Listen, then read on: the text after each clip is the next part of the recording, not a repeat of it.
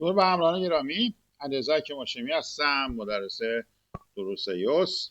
خب با مبحث شکل ایلیشکیلری سیرالما در خدمتتونم. مبحث ساده در آیکیو. ببینید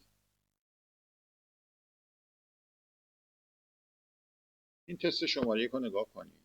با اول 1/6 سیاه شده، بعد 2/6 یا 1/3، بعد 3/6 یا 1/2. خب بعدی باید چی باشه؟ 4/6 یا 2/3 باید باشه. بسیار ساده. تست شماره 1 گزینه ای جوابشه. خب قبل از اینکه ادامه بدیم لایک و سابسکرایب یادتون نره. خب حالا این تست نگاه کنید، حرکت اینا رو بسنجید. اینا حرکت کردن، کدوم سمت؟ به این سمت.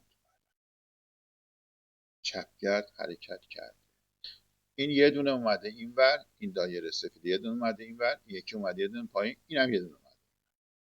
یعنی این اومده اینور، این اومده اینجا، این اومده اینجا، شده این یکی شکل. به همین ترتیب اگه دقت بکنین یه دونه اومده اینجا، این یکی یه دونه اومده اینور، این اومده اینور که شده این یکی شکل.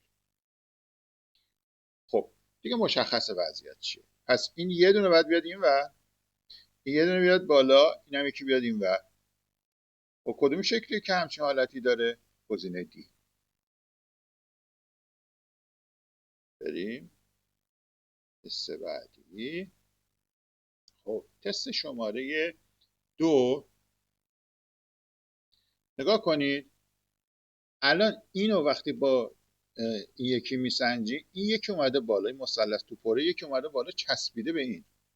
با حرکت پس از این سمت بازم چپ کرد، این هم رفته این و چسبیده به این. نگاه کنید این دوتا رو به هم بسنجید. این مثلث تو خالیه رفته چسبیده، پس این یکی هم میاد پایین میچسبه به این.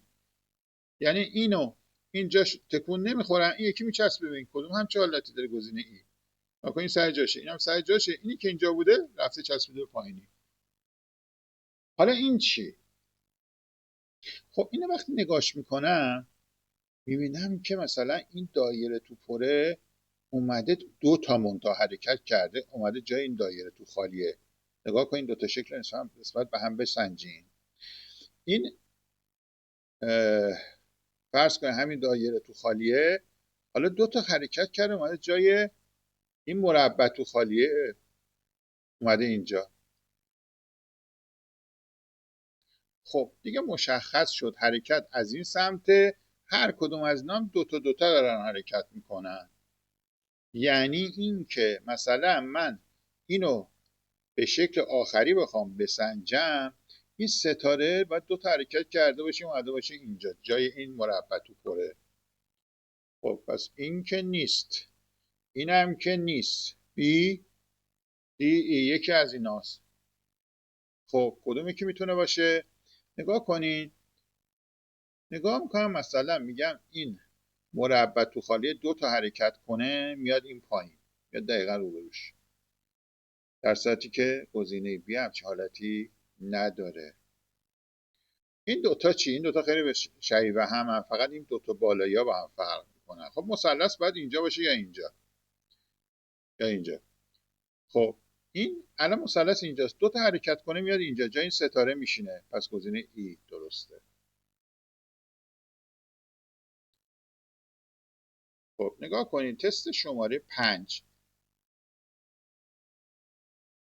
اون ستاره وسطی مشخصا حرکت نکرده. اینا داشتن، این دوتا داشتن حرکت میکردن، این دوتا حرکت کرده اومده اینجا، اومده بالا. حالا نوبت این بوده، 2 تا حرکت کرده اومده اینجا و حالا پس نوبت بالاییه شده که اینجا بوده، 2 تا حرکت کرده اومده این وقت این داره راستگرد میره. حالا نوبت اینه دیگه، یعنی از اینجا حرکت کنه بیاد اینجا. با کدوم شکلی که همچه حالت داره؟ گزینه بی.